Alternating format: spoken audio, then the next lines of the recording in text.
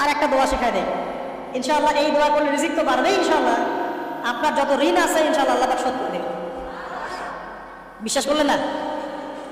এই দোয়া শিখাই দিচ্ছি, এই জন্য আমাকে হাদিয়া দেওয়া দরকার, স্পেশালি আমাকে এখন হাদিয়া দেওয়া দরকার। এটা গুরুত্বপূর্ণ দোয়া শিখাই দিচ্ছি। আলী রাদিয়াল্লাহু আনহু বলেছেন, কোনো ব্যক্তির যদি পাহাড়ের সমানও ঋণ থাকে, এই দোয়া যদি আমল করে আল্লাহ পাক ওই ঋণও শোধ করে দিবেন। ঋণ কেমন জানেন? ওই যে এখন মানুষ ঋণ নিচ্ছে 1 কোটি টাকা ব্যাংক থেকে, 2 কোটি টাকা ব্যাংক থেকে, হ্যাঁ, কত বছর, 10 বছরের জন্য, 20 বছরের জন্য বাড়ি করছে, তাই না? তার ধারণা এমন যে সে মারা গেলে তার ঋণটা কেউ না কেউ শোধ করে দিবেই দিবে, তাই তো? আর আল্লাহর রাসূল কি বলছেন দেখেন, একজন মারা গেছেন, নবী সাল্লাল্লাহু আলাইহি ওয়াসাল্লামের সময় একজন মারা গেছেন। তো নবী করিম সাল্লাল্লাহু আলাইহি ওয়াসাল্লাম বলছেন, এই ব্যক্তির কি কোনো ঋণ আছে? একজন সাহাবী বলেন, হ্যাঁ ইয়া রাসূলুল্লাহ, তো ঋণ আছে। নবীজি বললেন, তোমরা ওর জানাজা পড়ো, আমাকে ডেকো না। তোমরা ওর জানাজা পড়ে নাও, আমি জানাজা পড়তে চাচ্ছি না। আমি এখন কেমন করে আপনাকে বোঝাবো ঋণ কত ভয়ঙ্কর জিনিস?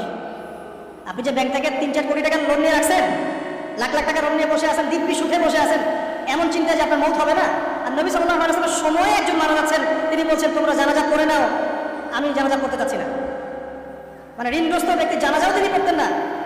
তারপরে একজন এসে বললেন, ইয়া রাসূলুল্লাহ, আমি তার ঋণ শোধ করে দেব, তার যা ঋণ আছে আমি শোধ করে দেব।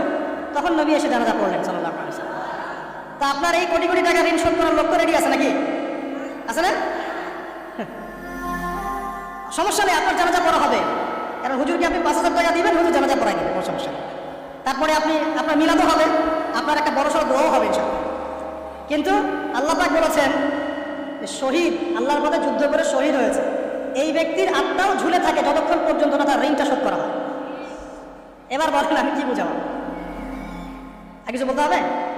তাই এখন সেই দোয়া শেখাচ্ছি আপনাদেরকে, যে দোয়া শিখলে আপনার ঋণ থেকে বাঁচবেন ইনশাআল্লাহ। কত দিবেন বলেন? আচ্ছা, হ্যাঁ, এই তো শুকরিয়া।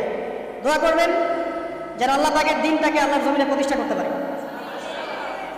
আমার সাথে বলেন, দোয়াটা হচ্ছে, আল্লাহুম্মা ইকফিনি বিহালালিকা আন হারামিকা ওয়া আগনিনি বিফাদলিকা আম্মান সিওয়াকা। এই দোয়াটা ছোট না? এটা মুখস্থ করবেন, সেজদায় পড়বেন, নামাজে সেজদায় পড়বেন, আত্তাহিয়াতু দরুদ শেষ তারপরে পড়বেন, নামাজ শেষে হাত তুলে পড়বেন, যখন তখন শেষ রাত্রে পড়বেন, ইনশাআল্লাহ দেখবেন আপনার ঋণ বলতে কিছু থাকবে না ইনশাআল্লাহ। যদি থাকেও, বড় বড় ঋণ থাকেও, আল্লাহ পাক অন্য কোনো মাধ্যমে এটা শোধ করার ব্যবস্থা করে দিবেন ইনশাআল্লাহ। ইনশাআল্লাহ। যে দারিদ্রতা দূর করতে চান, সচ্ছলতা চান, কয়েকটা কাজ করেন। এই যে বললাম, 1 নাম্বার সূরাতুল ওয়াকিয়া তেলাওয়াত করেন, 5 ওয়াক্ত নামাজ